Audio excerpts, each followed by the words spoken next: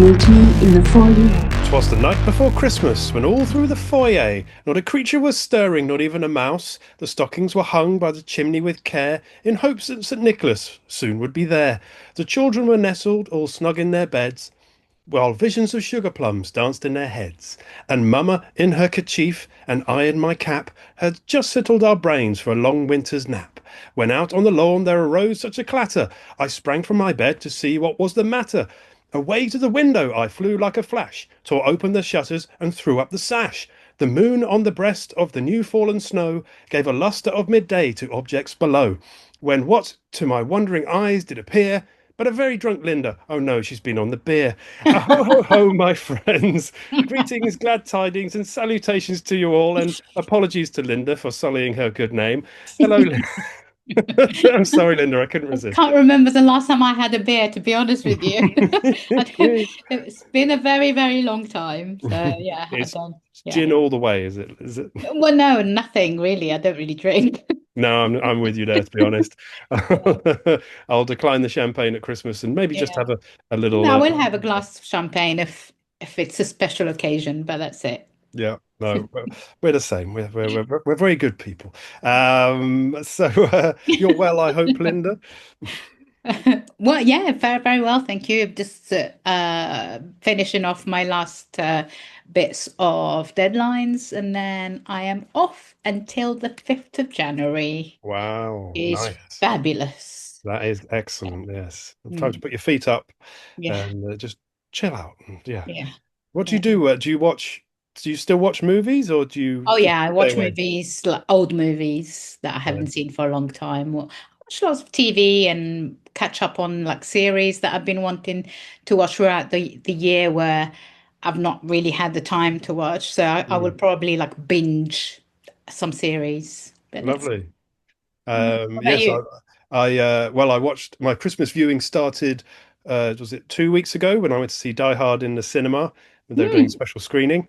And then this week I went to see the Muppets Christmas Carol in the cinema. Oh, fab. Oh, I love that movie. Oh, wonderful. I absolutely love it. And then the other night I watched The Bishop's Wife, which is a Christmas movie I love with David Niven and Cary Grant. Oh, it's Um, the one that was remade the years later with the preacher's wife or whatever. Correct. Yeah, Yes, with Denzel Washington and Whitney Houston. yeah, yeah. But I prefer the original. Original Um, better, yeah, definitely. absolutely, absolutely. And last night I watched Scrooge, the Alistair Sim version. So Yeah, yeah, Christmas is um, in full swing. great. Yeah. And I too am off till the 5th of January now. So And do yeah, you like Scrooged? I love Bill Scrooge. Murray. Yes, Yeah, I'm gonna try and love watch that that. tomorrow. That'd be that, Love yeah, that. I might actually watch that. Yeah, next few such a days. great film. Such a Great great film. movie. Yeah, Bill Murray at his best. I have to say. Absolutely. I kind of feel like Groundhog Day could be a Christmas film. I know it's Oh, actually set, 100%. but with all the snow and everything, What and 100% it is. yeah. Even though it's not set at Christmas, it definitely is because it's one of those films. I always say it's one of those films that is so quotable because of the repetition, but the repetition is so cleverly done Yeah, that it doesn't get boring. It's very, absolutely. very clever. Genius. More genius from Bill Murray. Mm. Um, so yes, let's get on with the show though. Our last show of the year. And well, what are you going to be looking at in this final show of the year, Linda? We are going to do two movies. The first one is it's a bit of a Marmite movie, Hmm. which is the third installment or in the Avatar saga. Hmm. Whether you like it or not, it's here, and people like it. And the reason why why there is a third is because people would like to watch these movies, and that they love the world building.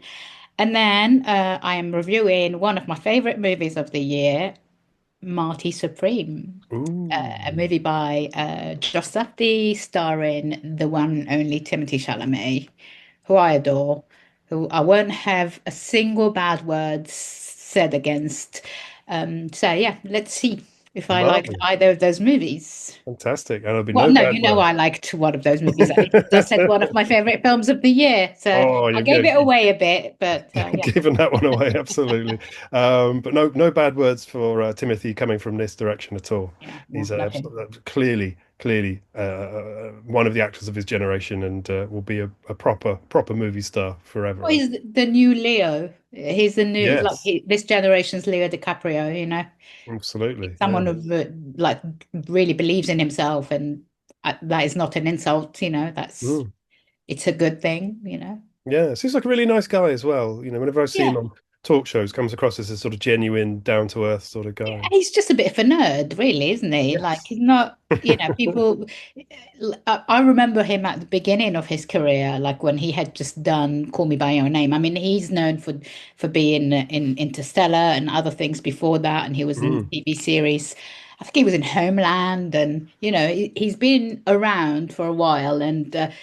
I think the film that really launched him was Call Me by Your Name, and I remember those early days of Call Me by Your Name when he was doing the press for it, going on a chat show, like you know, being in like late night chat shows and being very awkward and very charming, and Mm. seeing him grow up and sort of develop this really strong personality that is extremely likable as well. That's not easily done. You know, No. you'd have to be, yeah, you'd have to come from a good base already to develop that kind of personality. And you can see because he comes from two different cultures, the French and the American, and Jewish culture as well. He just kind of, I just feel like he's someone who is very serious, but also very silly, you know? Yeah, Yeah. yes, and as sports people like to say, they'll sort of trot out a line, but for some people it's true. He does seem to have stayed humble throughout. So yeah, no, thoroughly Yeah. nice chap. So I look forward to that review, absolutely, and I will be bringing you a review of my own of a classic. Perhaps could it be a Christmas classic? I think it probably will be. And we'll always Okay, also good. bring you the box office top 10 and the movie news as well. Meet me in the foyer. With one more ho ho ho, let's go. And let's start the show as we do with the box office top 10. The final box office top 10 of the year for us. And at 10, it is a Christmas classic. It's taken 3.8 million in 1 week. I can't even imagine how much money it's taken over its full history. It's Home Alone at number 10 in the box office. It's not Christmas without Home Alone. No, it's just incredible, and like I kept seeing these.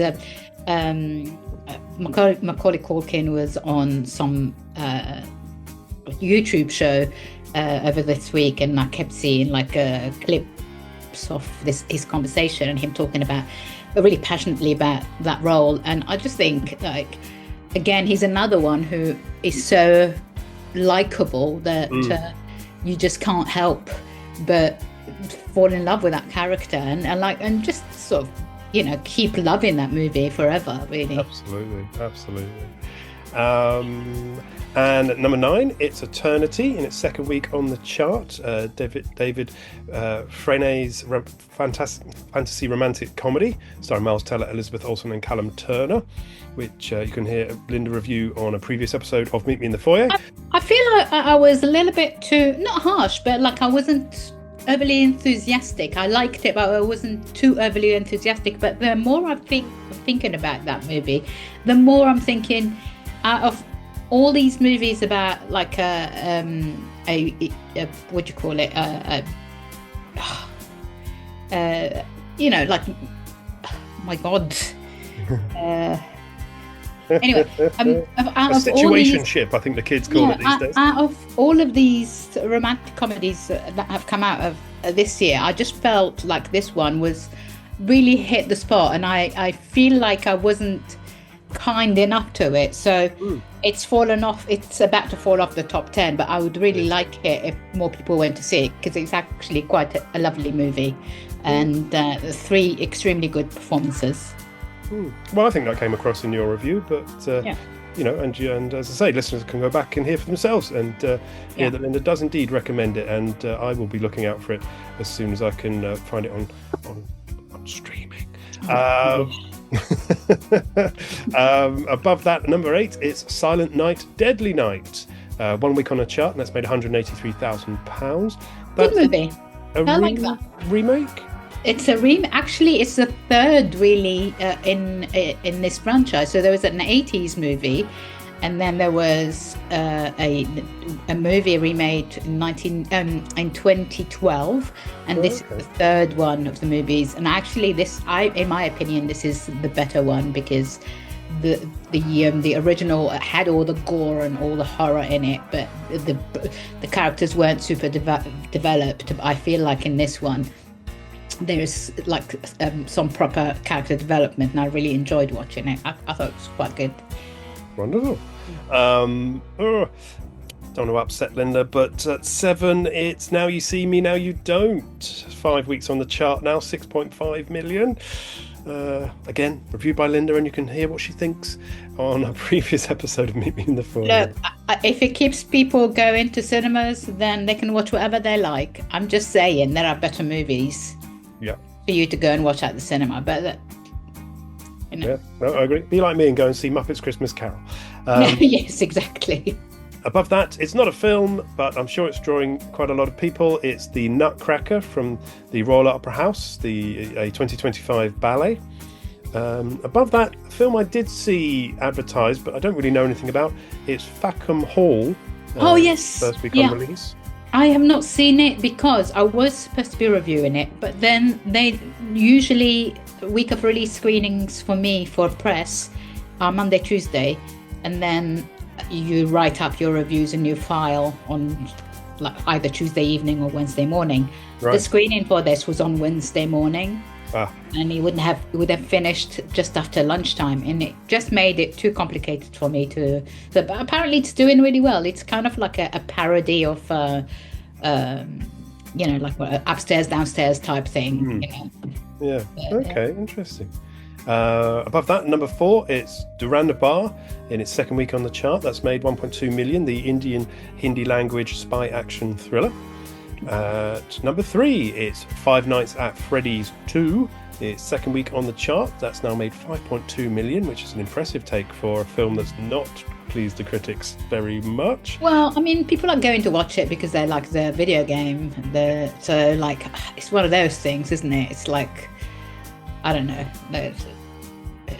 It's got its audience, and I thought the first one was all right. I liked the first one. I just thought I didn't understand why we needed this one, but then again, it's making money. Absolutely. Above that, it's risen up the charts one place this week. It's John M. Chu's Wicked for Good, starring Ariana Grande and Cynthia Erivo, which has now made £40 million in its month on release, which is hugely impressive. Very well deserved as well. Like, you know, there's lots of sneering and sort of people. I think you either get it or you don't. You know, if you're not a theatre kid, and if you're not like a quirky type of person who really likes show tunes, and you know, you're not going to get it. But if you are, this is for you. And I really like it, and I like Wicked, and I've seen Wicked at the theatre and enjoyed it. And it's inoffensive, but it's also really beautifully done, and the performances are great. I really liked it. Yeah. Absolutely, it's cinematic. It's made lots of people very happy. So what more can you ask, really? So number 1 is Zootropolis. Its second week on release, and Zootropolis 2 in its second week on release and third week on release. Oh, I'm making a right old shambles of this one. But you get the gist. Zootropolis 2 is top of the charts, and it's made 15.5 million in those 3 weeks. Hugs the wild in pursuit of suspect. Back off, rookies! We got him. Rolling spikes! Woody, Judy! Sorry, could you show me that clip again? Wasn't wearing my glasses. Fail at this case, and I will split you up. No snake has set foot in Zootopia in forever. There's a snake! Stop in the name of the law! We're gonna crack this case and prove we're the greatest partners of all time! Yeah! If you want to talk to a reptile, I am your gal. When Zootopia was founded, this whole neighborhood got cut off from the rest of the town. It's the only place you can get away with wearing a shirt and no pants. Hey, Johnny! Zootopia has a secret reptile population. So warm. Whoops. No. Keep it.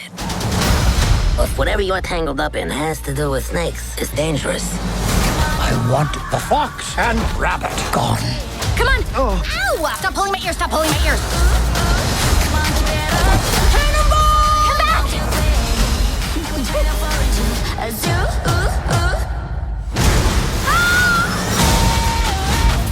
Snakes aren't the bad guys. This is our chance to set things right. No one will believe us. They're helping the snake. We took an oath to make the world a better place, and an innocent snake needs our help. Here we go. Judy! Big!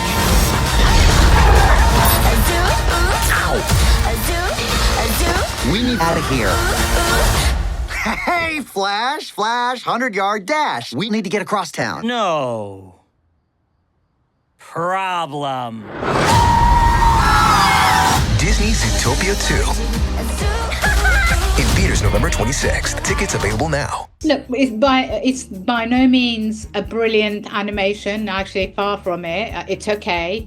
It's good. But in a year where we haven't had any good animations, actually, it's actually quite upsetting seeing something like Zootropolis 2 doing so well, because I really liked Elio, and for me, Elio had a better story and had a better message and actually had more of a formed idea.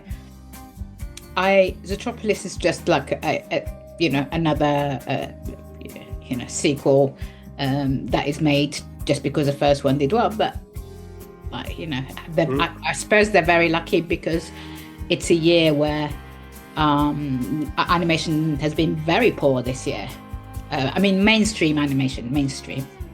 No good animations, Linda, when we had Bad Guys 2. Absolutely outrageous. No, fair point. Chainsaw Man. Have you seen Chainsaw Man? No, I don't know that one. Well, I have not seen it, but I'm being told that it's really good, and it's missing out on all the awards because not enough people have seen it. So I just wish I had made more of an effort to watch more animations this year, because I usually do. The problem, I'm really sorry, I'm going off again. Yeah. We're going to be here all night. The problem with animations is that because of the way outlets are these days, very few want reviews of animations, so critics will see less of them. Unfortunately, some critics still see loads of them and all the broadsheets because they allow themselves that. But I cannot get commissioned to review an animation for love or money because it's not worth as much as a big mainstream blockbuster or like a prestige movie. So yeah, that's a shame. Well, that's and that concludes our box office top 10 for this week. Meet me in the foyer. So why don't we now press Linda to work with a review? And of your two, would you like to do Avatar first? I'll do Avatar first, but you are going to have to really forgive me because I'm going to have huge difficulty with pronouncing people's names and all the nonsense that comes with it. So you'd have to not like characters, not because it is a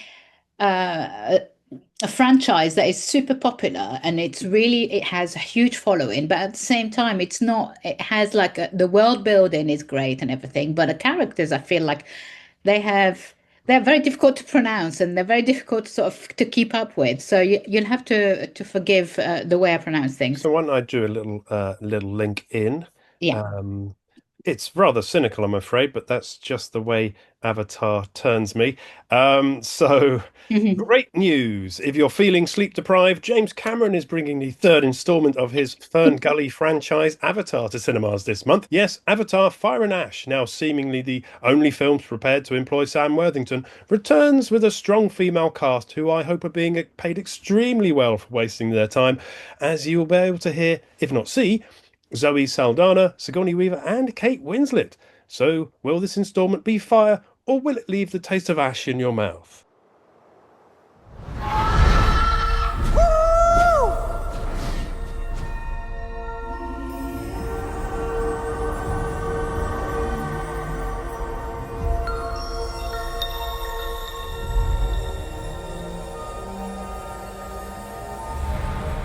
strength of the ancestors is here.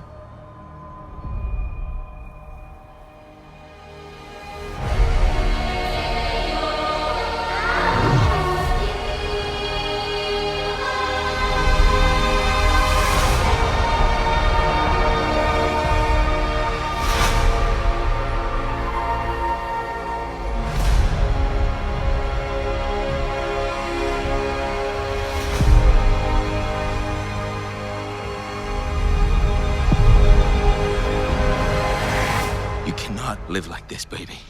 In hate.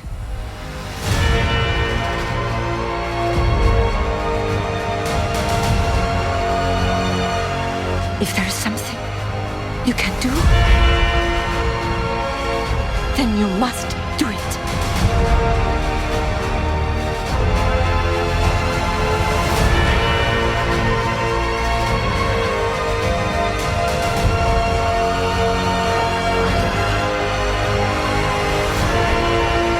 The children! No, Spider!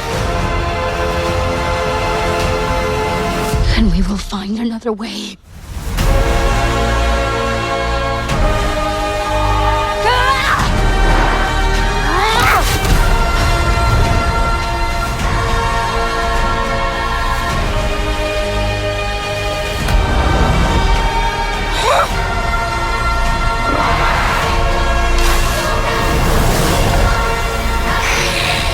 Your goddess has no dominion here.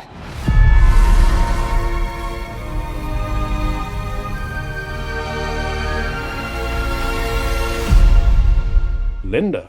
You say that about Sam Worthington, but he's been in a movie called Relay that's getting a lot of love, and I really liked it. He plays alongside Riz Ahmed in this fabulous movie that I think I mentioned. Maybe have I reviewed it? I don't know if I've reviewed it, but I have reviewed it elsewhere.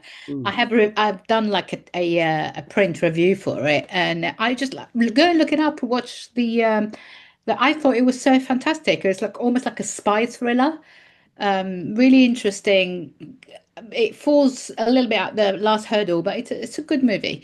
Let's do Avatar: Fire and Ash, the third installment in the Avatar saga, and the only 3D movie. I mean, it seems that James Cameron's still the only person out there in Hollywood still wanting to make movies in 3D. Do we need it in 3D? Perhaps we do, but I don't know. Would it be really weird to have an Avatar movie without 3D? Who knows? Tons of money is spent on this. When I went to watch this, I went to watch it as a for your consideration screening for awards, and the introduction was made, actually on-screen introduction was made by James Cameron, explaining how the working behind the motion capture, the mocap stuff, and how his actors are not rendered by AI or anything.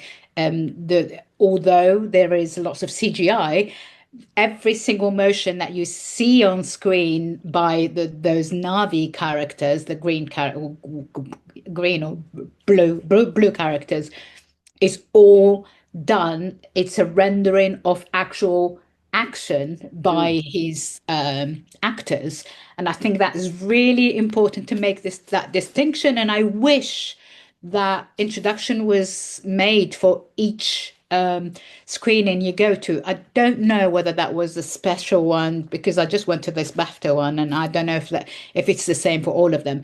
And I think it's really important to keep on saying that. I think mocap is really important because it doesn't take away the actor out of the CGI, and it's really important to keep saying that, because if and I know SAG-AFTRA are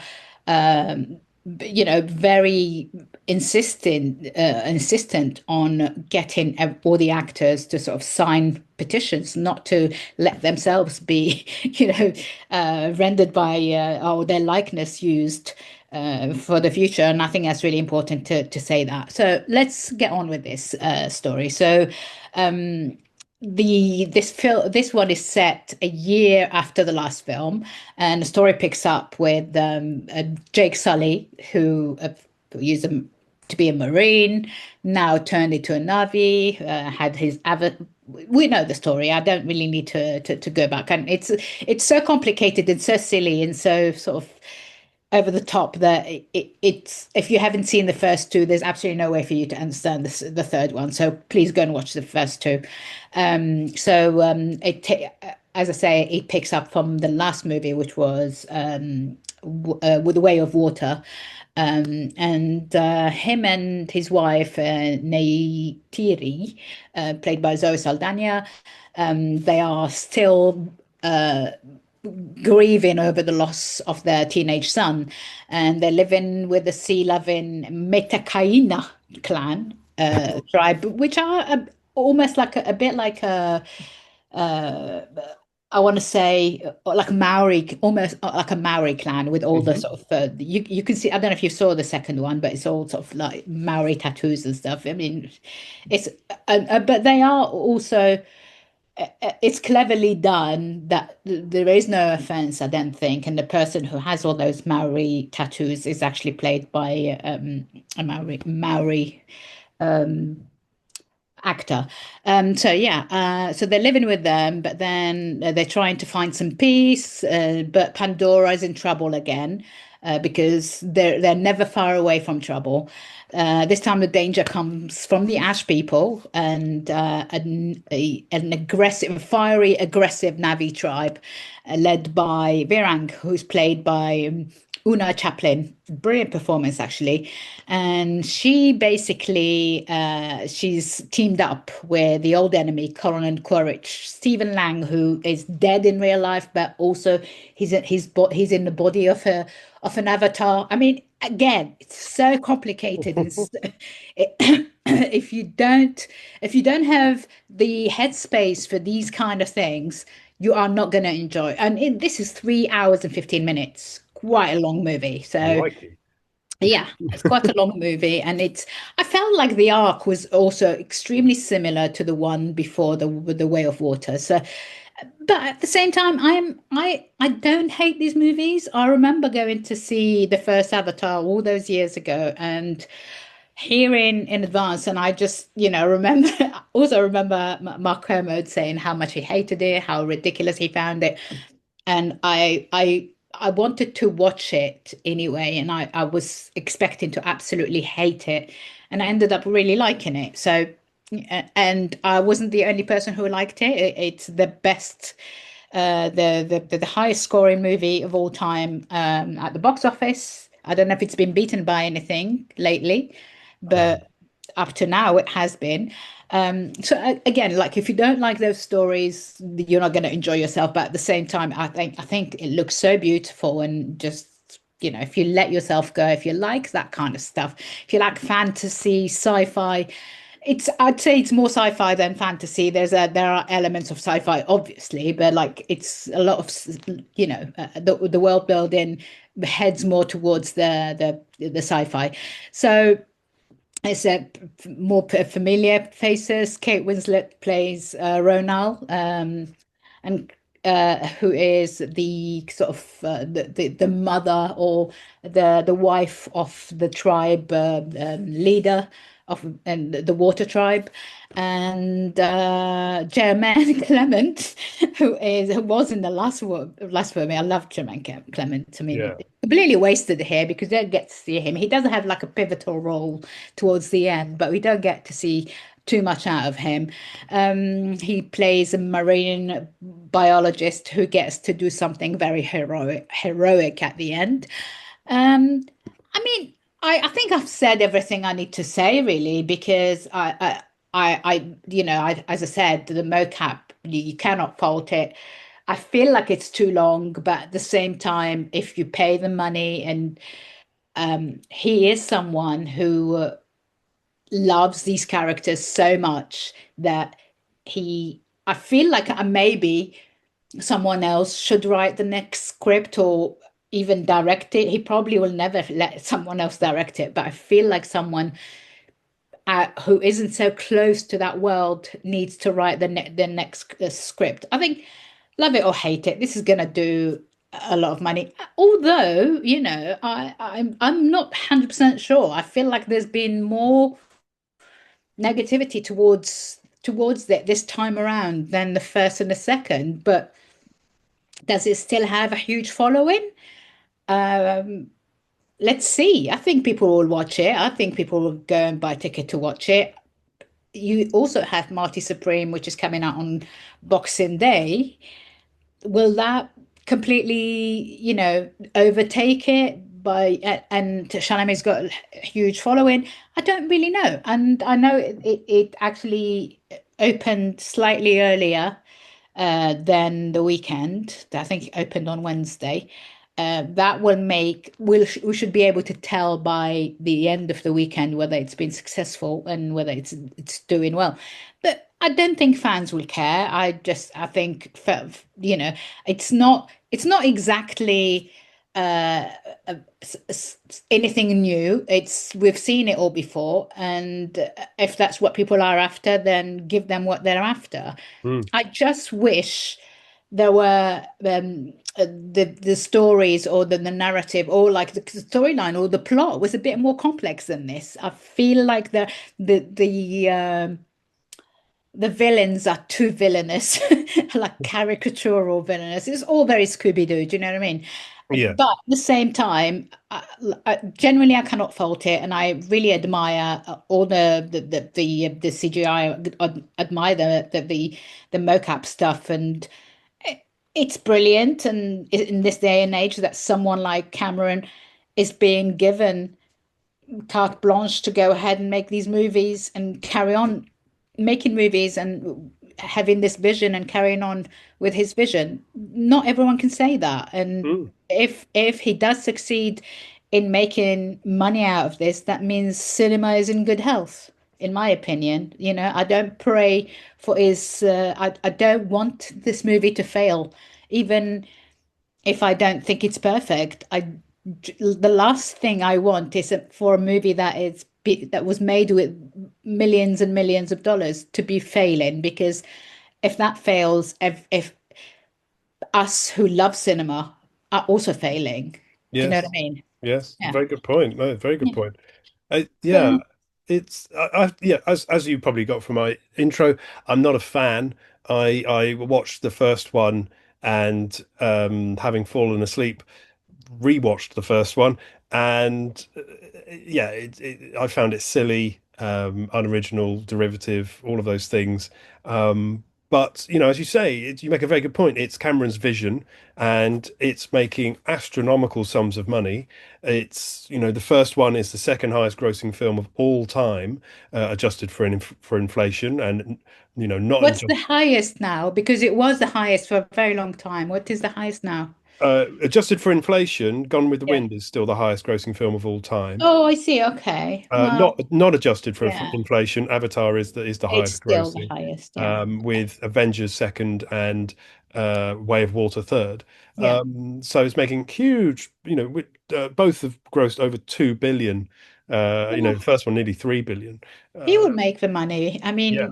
I have a feeling that there might be Avatar fatigue, but I could be wrong. I don't know. Yeah, I mean, what's interesting is you kind of think it could be the Star Wars for this generation, but I've never met anyone who loves Avatar. It's weird. There must be out there. have. Right. I have, yeah. I mean, it's very popular with people who like to dress up and go to Comic Cons and whatnot, Yeah. Like people who like fantasy really love this. And if you It's like the testing Lord us. of the Rings, Yes. I mean, I'm not going to compare the Lord of the Rings, because Lord of the Rings is absolutely beautiful. Those characters are incredible and like really fully fledged, characters with a purpose and everything. And nothing is caricatural, and every single bit about Lord of the Rings has a purpose.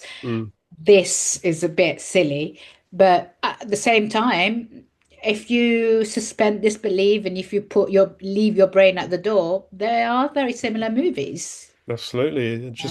I just wish each one wasn't longer than the last one, but that's the way it goes. Yeah. What I really hope is that Cameron moves on and does other things. I really, because I love James Cameron as a director, Yeah. and not liking this particular franchise, I can't wait for his next project. But no, as you say, it'll be a huge success, and that's good for everybody, really. So wonderful. Thank you very much, Linda. Um, So if so that was very long-winded. no, not at all, not at all. I thought it was very brief and to the point. Right, so that's Linda's review of Avatar: Fire and Ash. So let's now move on to the news. Meet me in the foyer. And this week we have a trailer for Supergirl, directed by Craig Gillespie, which is a little worrying, as I liked Lars and the Real Girl. I liked The Finest Hours. I thought I, Tonya was okay, but I thought Dumb Money was poor and Cruella was awful. So who knows? Plus, they've also cast Jason Momoa in it. So frankly, I'm not entirely sure where we're going with this one. But anyway, I'm looking forward to Supergirl because I enjoyed Superman, and that's due out in June of 2026. Is Momoa playing the same character he plays in DC? No, he's playing a character called Lobo Oh, in this okay. one, who I do recall from the comics. But yeah, so he's switched over now.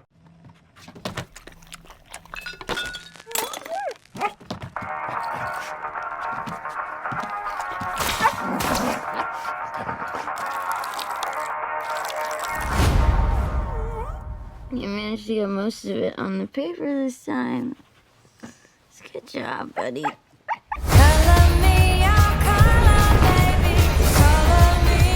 I, Cara Zor-El, hereby declare that 23 will be the best year yet.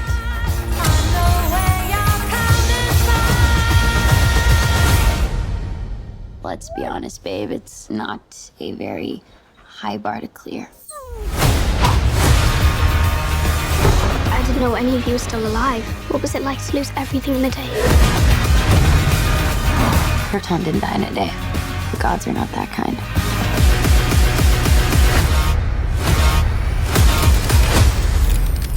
Okay, this does not look like this is gonna end well. For you guys.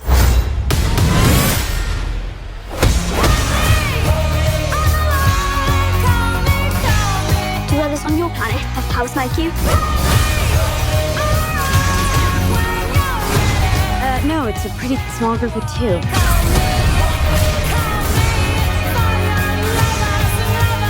What's Superman like?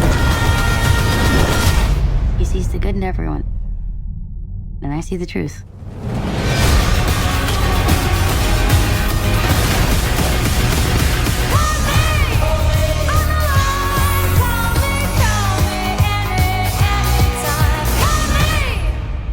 Apparently, the Peaky Blinder film, The Immortal Man, will introduce Barry Keoghan and Rebecca Ferguson to the cast in the film of the TV series that hits cinemas for 2 whole weeks from March 6th in 2026 before going to streaming. The typical Netflix model. I'm not going to lose sleep over that because it is a film out of TV series. It was a TV series first. I'm not, as I say, it's not. I don't expect it to be like terribly cinematic, so I'm not going to lose sleep over that. And people also like get used to watching Peaky Blinders at home, so it's understandable. I'd say. I thought the same actually with this one. Absolutely.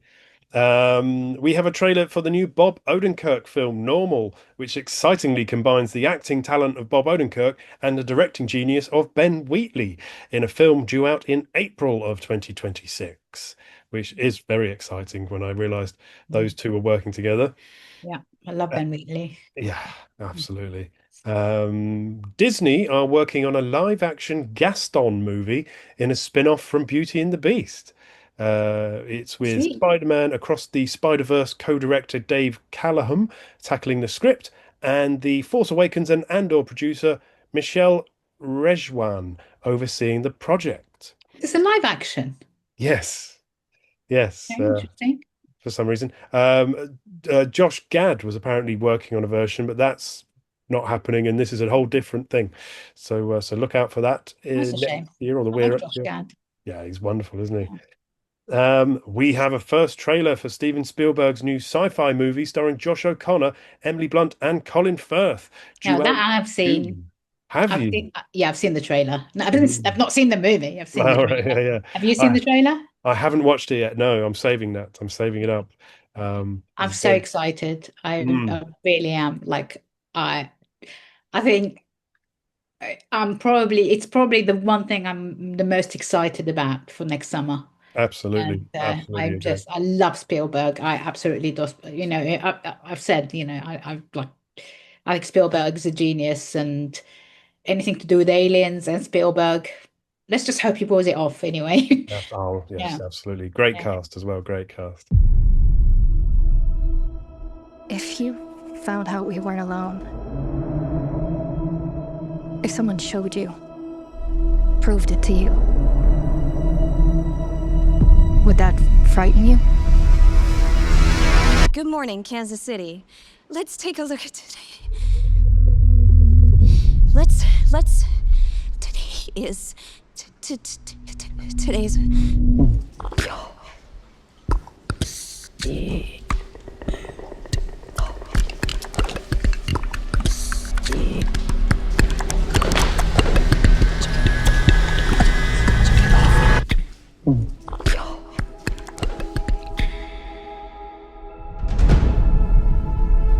People have a right to know the truth. It belongs to 7 billion people. What is it? You wouldn't believe me if I told you. So I'm gonna show you. What are you gonna do? Full disclosure to the whole world. All at once.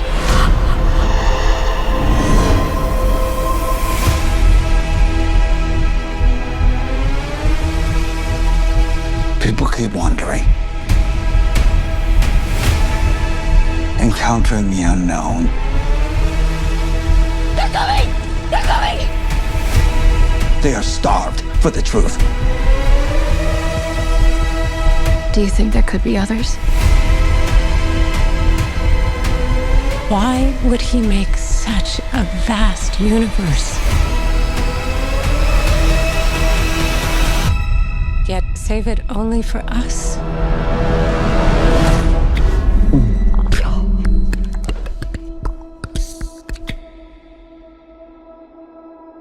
And in sad news, the director that directed my classic movie of just last week, Rob Reiner, has died. I'm not going to go too much into it, but just to say that, you know, as we discussed last week, he was perhaps a slightly underrated director for the wonderful films he brought us. He was an actor himself. He was son of Carl Reiner, another wonderful director. And just to recap, as I did last week, he brought us Spinal Tap, The Sure Thing, Stand By Me, Princess Bride, When Harry Met Sally, Misery, and A Few Good Men, which is, as many have said online, a 7-run run of films, which is almost unmatched in movie history. Incredible. Just an absolutely incredible career. Yes, absolutely. And then later brought LBJ, and just this year, Spinal Tap 2, The End Continues. So I also think, I'm sorry to cut you off. I also think he's one of the very rare Hollywood directors who wouldn't work on anything unless he was really super passionate about it. And that's why he hasn't made tons and tons and tons of movies, but every single one of his movies has been just brilliant. Yes, yes, I entirely agree. Entirely agree. A real loss, a real tragic loss, and sad end to the year. But we've still got his films to remember him by, and I will certainly be watching and rewatching those over the years to come. So yes, Rob Reiner has passed away, but we will remember him. And why don't I, for my final bit of news of the year, give you the top 10 films of the year at the box office. So this is the UK box office top 10 of 2025. And the 10th highest grossing film of the year was F1. Just above that, it was How to Train Your Dragon. At number 8, it was The Fantastic Four: First Steps. At 7, it was Mission Impossible: The Final Reckoning. Oh, it's not done super badly if No, it's a no, not 7. at all. Not at all. Well, did it make its money back? Do you know? I would think not, as its UK total was 35 million, Yeah. and its budget plus marketing was absolutely huge. What was it? Don't mind. I'll look it up later. Just above that, at number 6, it was Superman, which I enjoyed very much in the summer. At 5, a film I know Linda enjoyed very much, it was Jurassic World Rebirth. I really liked it. Yeah. I really liked it. Many didn't, and I don't care really. Like, if people didn't, I thought it was really. I felt the performances were great, and the story wasn't the greatest, but I thought performances were great, and I thought that the monsters looked really good. I mean, not monsters, those monstrous dinosaurs, absolutely. Looked really good. I liked it. I was not bored for 1 second. Yeah. Well, that's all you need from a big action film, which I think that's the. No, hang on. That's the 7th installment in the Jurassic franchise. Above that, we've already mentioned it this episode. It's Wicked for Good at number 4 in the yearly box office top 10, which is topped in the top 3 now. It's Lilo and Stitch, which took 50 million at the UK box office. At number 2, I must say a surprise, as I had slightly forgotten it and not realised it had made this much money. At number 2 in the year's final box office, it's Bridget Jones' Mad About the Boy, which made 62 million at the box office, which is terrible movie. Yes, it wasn't great, but I did happen terrible to watch movie, but one for the heart, as well. Again, one of those where you can't help but not really hold it against it, really. Certainly. And I happened to watch the original just this week. Rewatched the original just this week. And that's an absolute classic. This doesn't stand up to that, but more fun from Bridget Jones. Which means our number 1 movie of the year at the UK box office, which has taken 75 million in this country alone, is a Minecraft movie. Oh my God. Yes, that's right.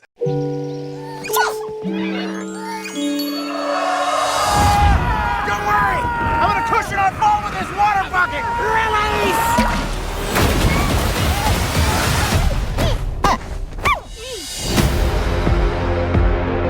In the overworld, Whoa. anything you can dream about, you can create. So they built all this? Yeah, most of it. Hold up. That thing doesn't understand a word you're saying. We're talking. Life here was perfect. Until one day, Flint and Steel, we came across the Nether. A place with no joy or creativity at all. You! What are you making? Oh! If they get their way, this beautiful world and everything in it will wither and die. Bio con Dios. It means goodbye, brother. No, it doesn't. Don't look at her. It does. If we want to save this world, creativity is key to survival. Now what? Elytra wingsuits. Bye-bye. Those things work, right? Absolutely. Coming in hot! I got something for you. I love Blue House.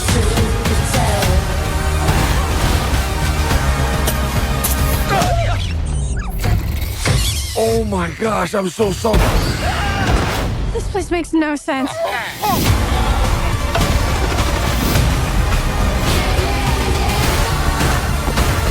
Let's do this. They want me to fight the chicken? Chicken jockey!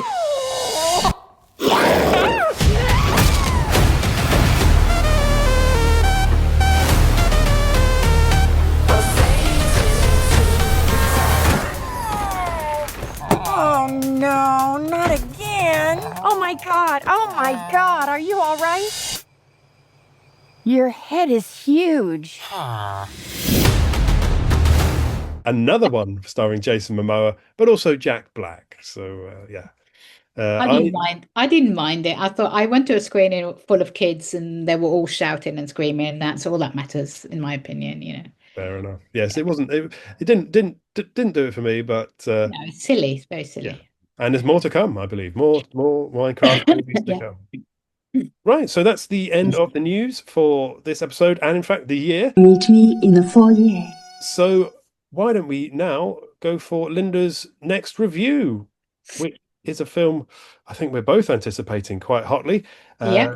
So Linda's returning to the table with another review of her ping pong bat now, as she takes a look at Josh Safdie's Marty Supreme, the story loosely inspired by the life of Marty Reisman, starring Timothee Chalamet and Gwyneth Paltrow. So will it reign supreme or leave behind a bit of a ping pong and a whiffy waff? Frankie, coming out of escape right now. Oh. I'm on a new level. I have a purpose. I won't stop now. Finish that sentence. Leveling up to the top now. Marty Reisman. Bing. Oh. Come on, he's right here.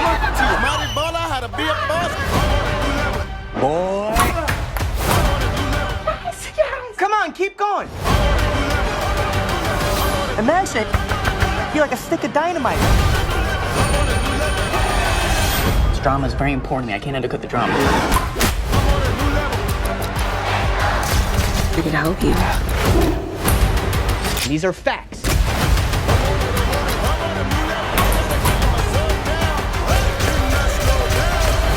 And what do you plan to do if this dream of yours doesn't work That out? doesn't even enter my consciousness. Oh, this is my town. You didn't know, well, you know it now. I'm on a new level. Linda? I'm going to go back to saying what I was saying about Timothée Chalamet. Like, as I said, I have been following his career from very, very, very early on. And there is a thing about him that as soon as you see him, you know there is potential. He's someone who takes his job super seriously to a point of obsession. And I think the last time we saw someone do that was Daniel Day-Lewis. Although Daniel Day-Lewis does a lot of that kind of like, I must stay in character. I think Chalamet's passion in acting is a different one. He takes his acting very seriously, but he also isn't bothered by having to stay in character. Or I think it's really important to make the distinction between method and passion. Method acting can be really tiresome and boring for people around you if you are in character throughout the filming. What I really like about Timothée Chalamet is that he has managed to harness that kind of talent that he's got, and he is hugely talented, into something so brilliant and so contained and so clever. I think he's a very intelligent actor. Absolutely. That I think, I mean, touch wood that things don't go, you know. And this is why I was so reluctant for him to get an Oscar yet, because I feel like if you get an Oscar at an early age, he's about to turn 30, and I think 30 is a good age to have your first Oscar.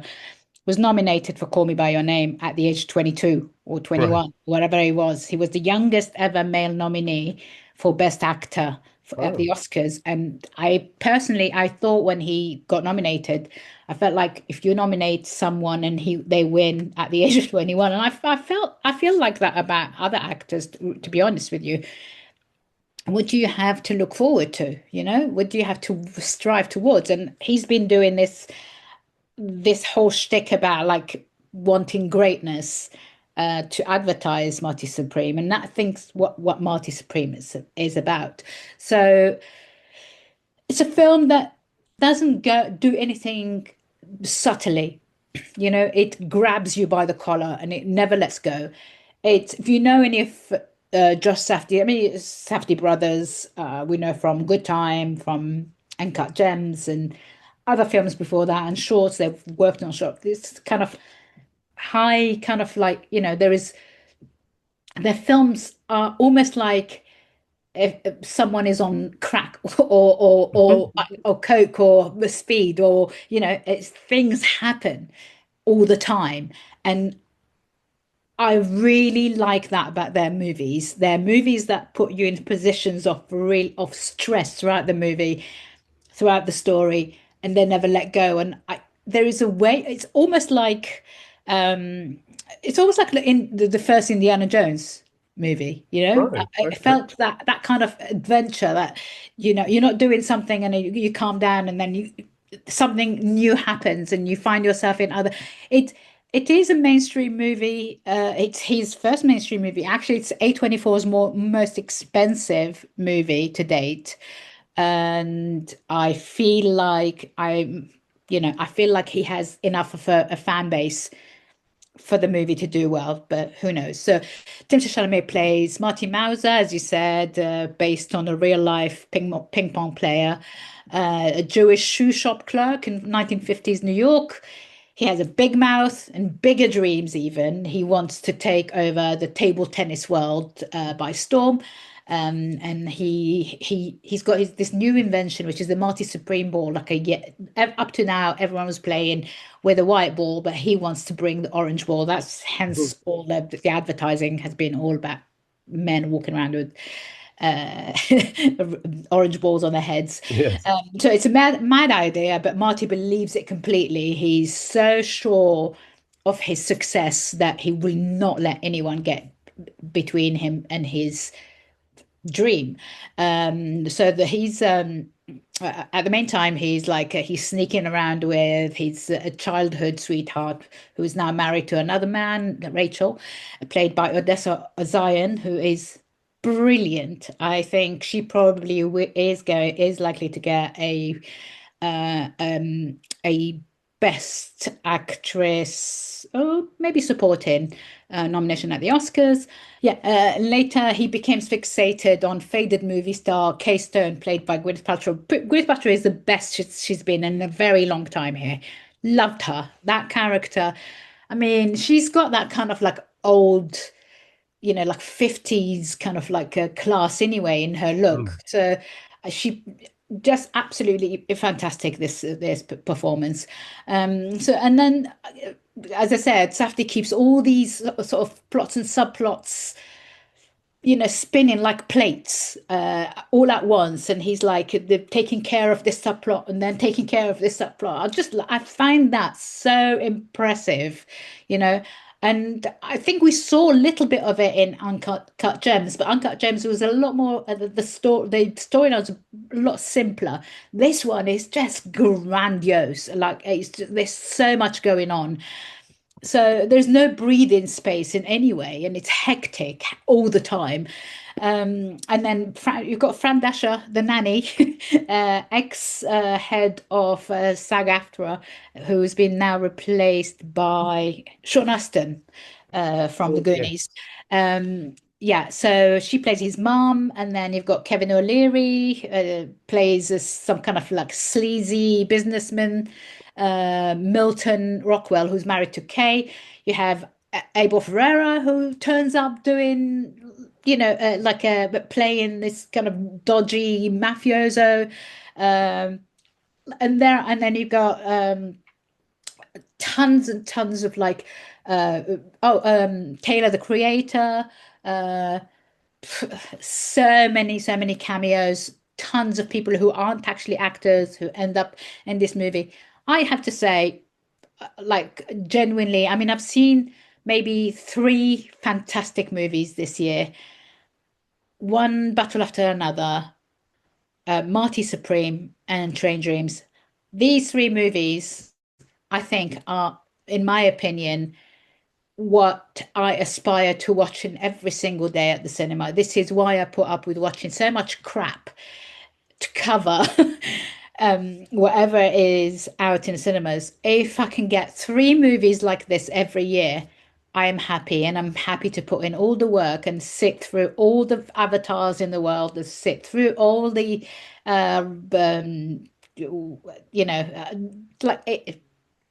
anything really, because it makes you. I remember when I was watching One Butter After Another on a big screen at the premiere, I was just thinking, I was like suddenly started to smile because I was thinking, this is why I love cinema, because this movie is absolutely nuts.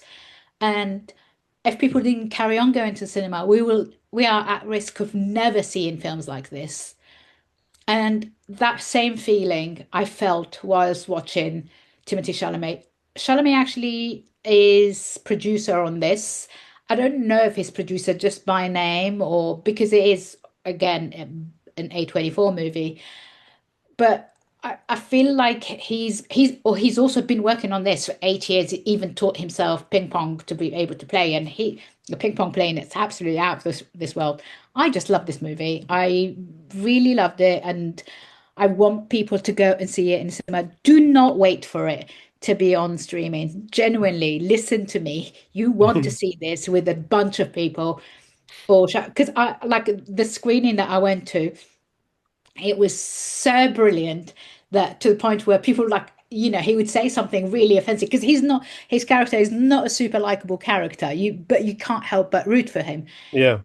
It feels like you need to hear the reaction of other people to the stuff that comes out of his mouth. And I don't think watching films at home on your own, regardless of what the head of Netflix wants to say,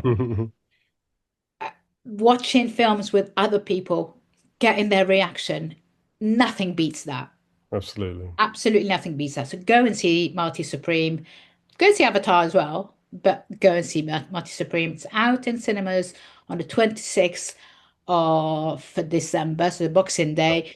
We do not have a tradition of Boxing Day movies here in the UK. America has a tradition of Christmas Day movies because Christmas Day is almost not that important for them because they do the evening before, and for them the big holiday is Thanksgiving. So, and as a result, Christmas Day has become the big opening day for cinema. I don't know if that's going to work against it or not, but please do go and see it. And I think it's being released a little bit earlier anyway in some places. In London, I think it's been released a little bit earlier this weekend, I think. Fantastic. No, as I say, I'm very, very much looking forward to this. And yeah, it'll be, I guess it won't have time to make a mark in the box office top 10s of 2025. So it'll be on the cards for 2026. And, yes, but it doesn't really matter because it's a movie that opened in 2025, so it will still be marked as 2025. So the money that it makes will still be part of the 2025 because that's. I see. Okay, so we'll have to do a recap, say come Easter time, and see where it's ended up. But yes, no, hopefully it'll do well. Yeah, go see it. Very much looking forward to that. Wonderful. Fantastic. Well, that was Linda can now relax for the rest of the year because she's done. She can put her feet up. That was her final review of 2025, at least for us. So thank you very much, Linda. You're welcome. And I now am put to work for the last time this year as I bring you my final classic movie moment. Meet me in the foyer. And this week I take a look at a film celebrating its 35th anniversary that became an instant Christmas classic and made a global star of its then 10-year-old lead actor. Yes, can I be talking about anything else but the masterwork of one of the greatest writers of 80s and 90s comedies, Mr. John Hughes, and director of multiple 80s and 90s classics, Chris Columbus. It's, of course, Home Alone. So, this is it. Don't get scared now. Where are you going? We're gonna miss the plane! When the McAllister family left on their Christmas vacation, Did we miss the plane? No, you just made it. Yeah! they forgot one small thing. Have yourself I have a terrible feeling. Did you lock up? Yeah. Do we set the timers on the lights? Mm-hmm. What else could we be forgetting? Our troubles will be ours. Kevin! Home Alone. Police in the northern suburbs are on the lookout for a pair of burglars who are calling themselves the Wet Bandits. We know that you're in there. It's Santa Claus and it's Elf. Get off my property. This is my house. I have to defend it. Where's your mother? My mom's in the car. Where's your father? He's at work. What about your brothers and sisters? I'm an only child. Where do you live? Can't tell you that. Why not? Because you're a stranger. He's a kid. I mean, what can a kid do to us? Kids are stupid. I know I was. You still are, Mark. This is it. I don't care if I have to get out on your runway and hitchhike. I am going to get home to my son. Yes! Where are you, you little creep? I'm gonna kill that kid! Why'd you take your shoes off? Why are you dressed like a chicken? Gus Polinski, polka king of the Midwest. If you have to get to Chicago, we'll gladly drive you. Hey, guys. Yesterday, he was just a kid. But tonight, he's a home security system. You guys give up, or you're thirsty for more? From John Hughes. You know, I got a feeling this is going to be your best Christmas ever. A family comedy without the family. Home Alone. Are you here all alone? I'm 8 years old. You think I'd be here alone? I don't think so. Home Alone is a 1990 American Christmas comedy film directed by Chris Columbus and written by and produced by John Hughes. It's the first film in the Home Alone franchise, with Kevin McAllister, an 8-year-old boy who defends his suburban Chicago home from a home invasion by a pair of robbers after his family accidentally leaves him behind on their Christmas vacation to Paris. Hughes apparently conceived of Home Alone while on vacation, and it ended up grossing $476.7 million worldwide, becoming the second highest grossing film of 1990. It made Culkin a child star and was the highest grossing live action comedy for 2 decades. It was nominated for 2 Academy Awards and 2 Golden Globes. It has since been considered, and I say since, I mean I think it was almost instantly considered one of the best Christmas films. And a sequel, Home Alone 2, Lost in New York, was released in 1992. So, I mean, I don't know who hasn't seen Home Alone, because as I say, it's a Christmas staple, certainly for me, and I think for many. But anyway, a little bit of plot. So the McAllister family prepares to spend Christmas in Paris, gathering at Kate and Peter's home in Winnetka, I think that is, a Chicago suburb, on the night before their departure. Kate and Peter's youngest son, Kevin, is ridiculed by his siblings and cousins due to his immaturity. Kevin inadvertently ruins the family dinner after a scuffle with his older brother, Buzz, resulting in Kate sending him up to the attic. Frustrated with Kate for allowing the rest of the family to pick on him, Kevin wishes that his family would disappear. During the night, heavy winds create a power outage, disabling the alarm clocks and causing the family to oversleep. In the confusion and rush to get to the airport, Kevin is accidentally left behind. And I'll leave it there, because what follows is just cinematic joy, especially if you're a child. But I think everyone would enjoy this film. Kevin is played by Macaulay Culkin. Harry, one of the robbers, is played by Joe Pesci. Murray, the other robber, is played by Daniel Stern.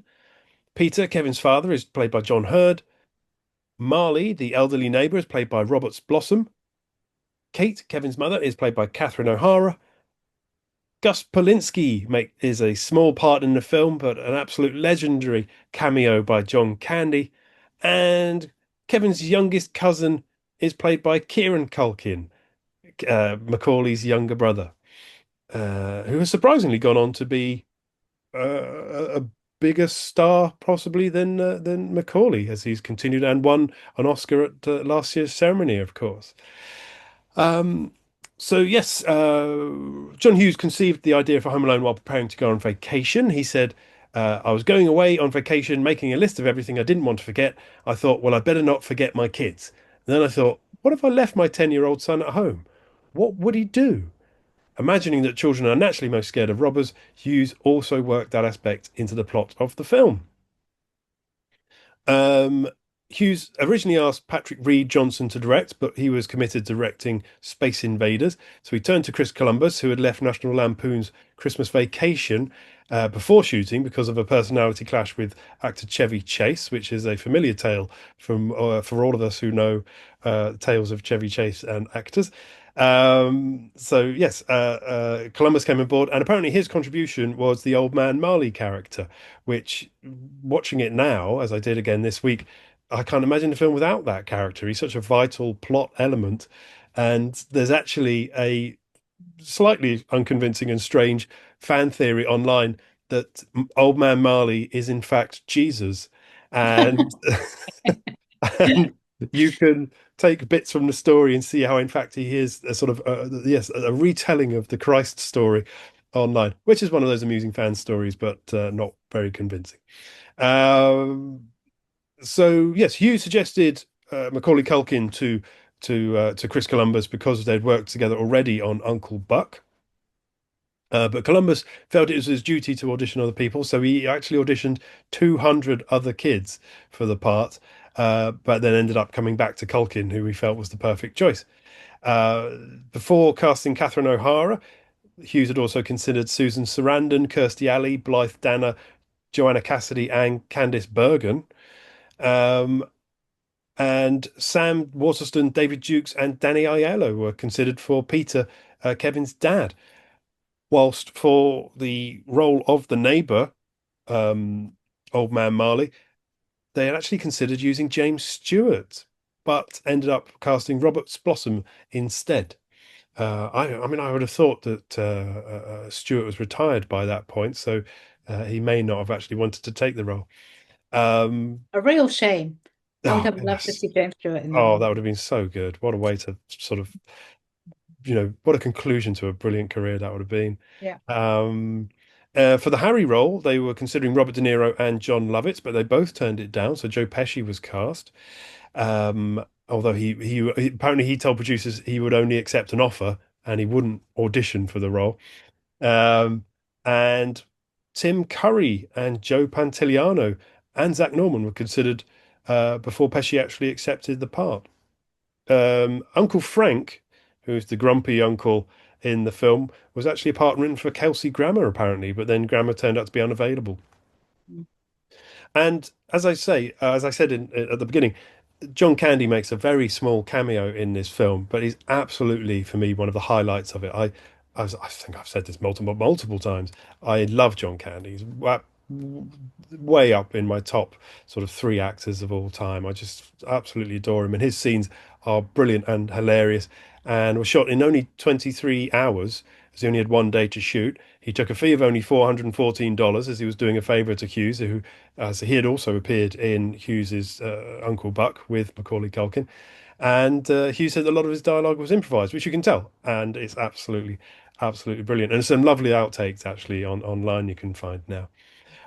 For those of us who are big John Hughes fans, which I think surely we all are, it's shot in an area that we've seen many times before, the same street, in fact, that Uncle Buck was shot on in Illinois. And they used the same high school from Uncle Buck and Ferris Bueller for the sets that they built to film all the interiors. It has a film within a film where Kevin watches a film called Angels with Filthy Souls, and that was specially shot, and it was actually shot. I hadn't noticed this before, but it's actually shot from all low angles to give the impression of a child watching it. Yeah, it's kind of a parody of Angels with Dirty Faces, the Edward G. Robinson and oh God, what's his name? Not Edward Robinson. James Cagney. James Cagney, that's right. Yes, no, absolutely, yeah, it's brilliant. I was totally convinced as a child that it was a real film, but no, not at all. And for the sequel, they then filmed a sequel film within a film called Angels with Dirtier Faces, and the same actors coming back, and Kevin uses it to great effect in the film.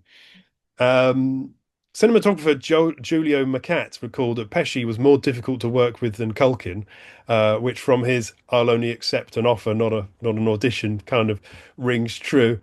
He felt that a lot of the dialogue wasn't commensurate with an actor of his ability, apparently. Okay. And he didn't like the early unit calls because he couldn't get around a golf in beforehand. So timing was adjusted so he could get a bit of golf in before they started shooting.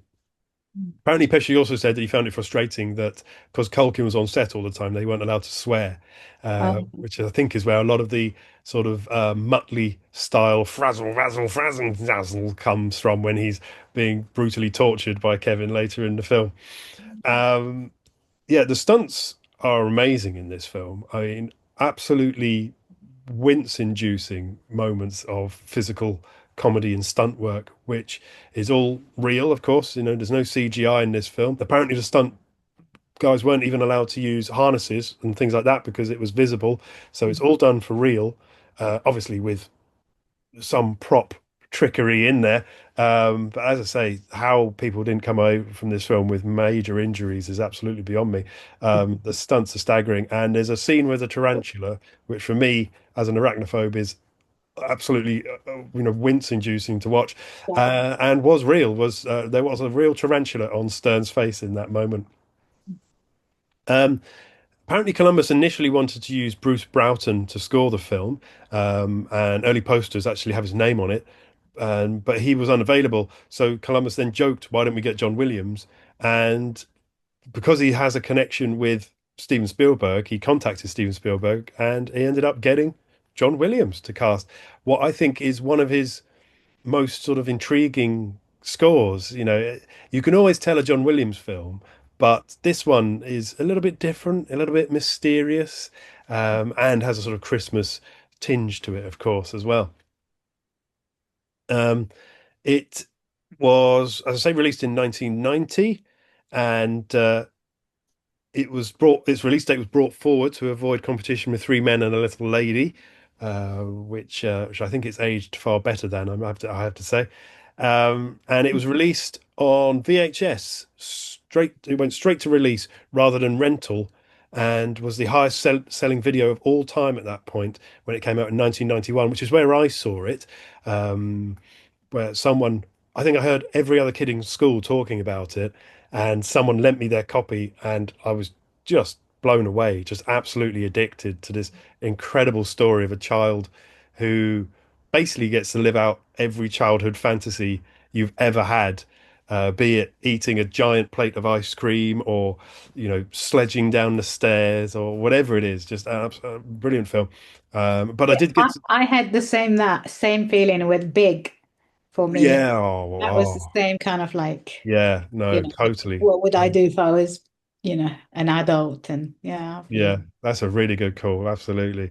Yeah. I mean, that apartment that Tom Hanks ends up getting full of toys. Oh, that's the dream. Still the dream now, to be honest. So yeah, it went on, as I say, to gross nearly 500 million against a budget of 18 million. So happy days for everyone involved in that.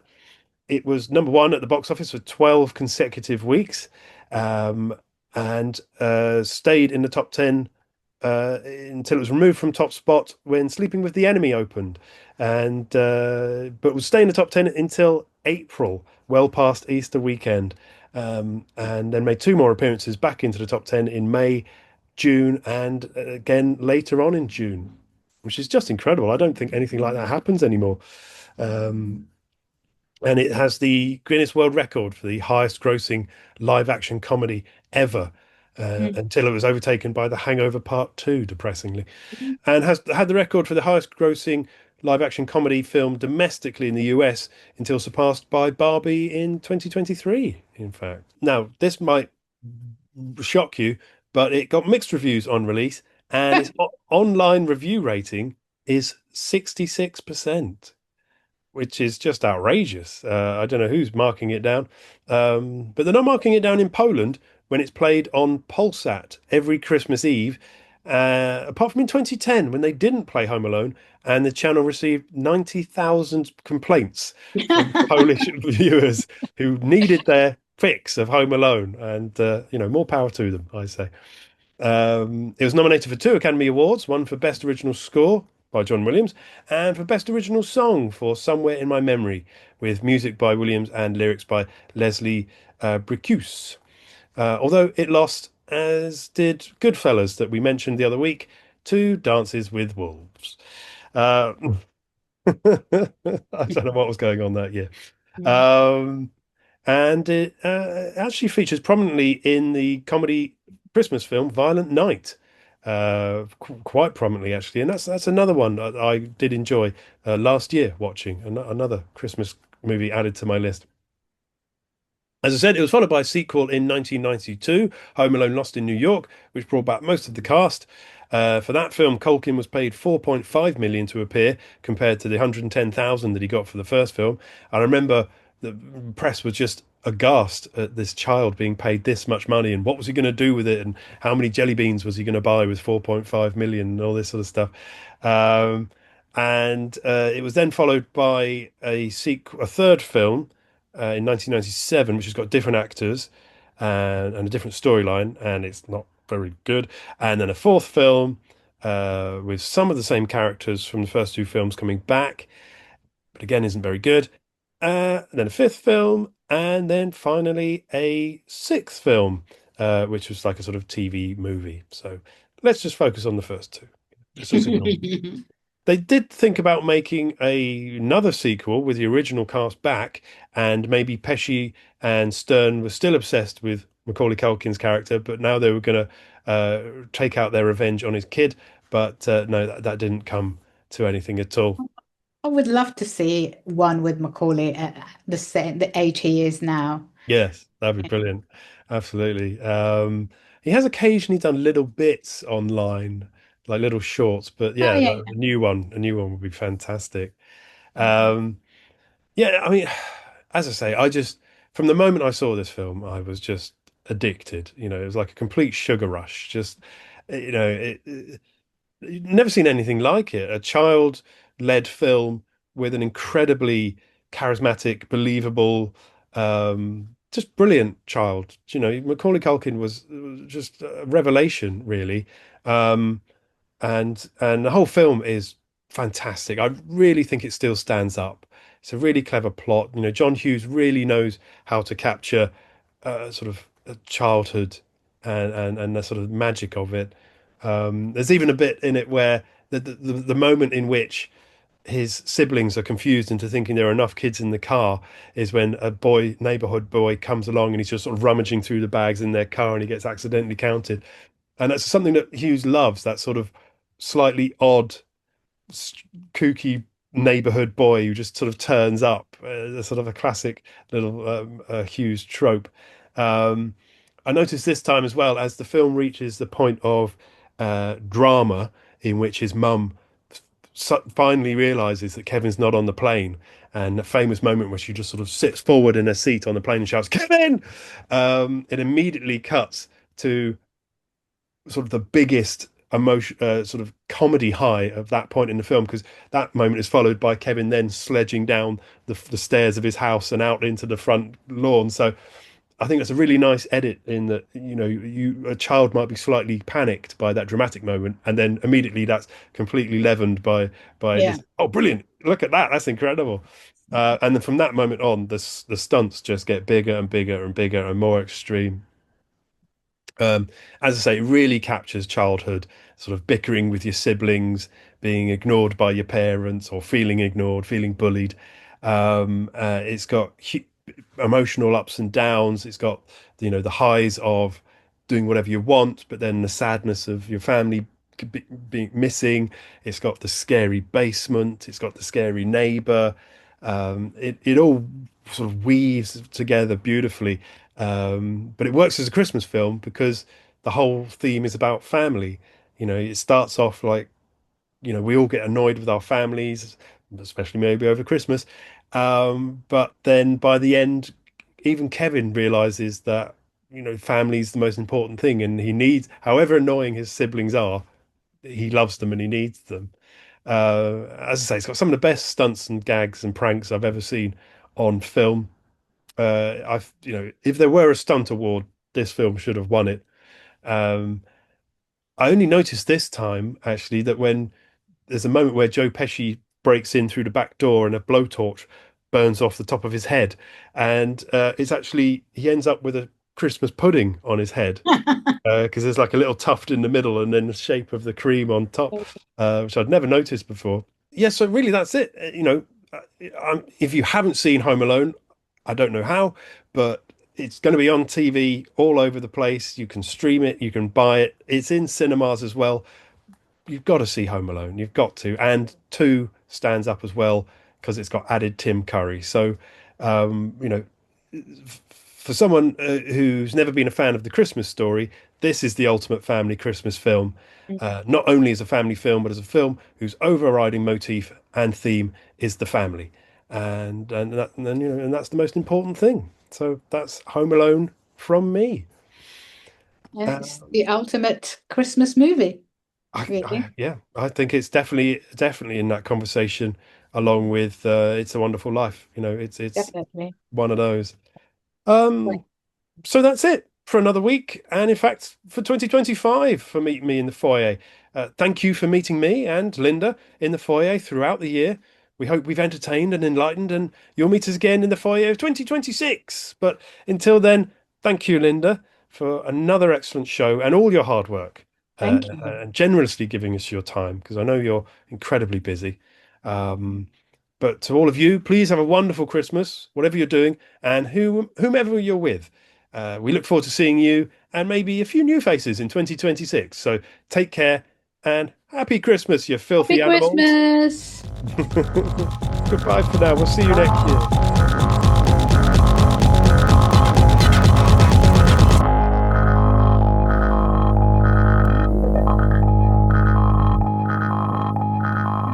Meet Me in the Foyer.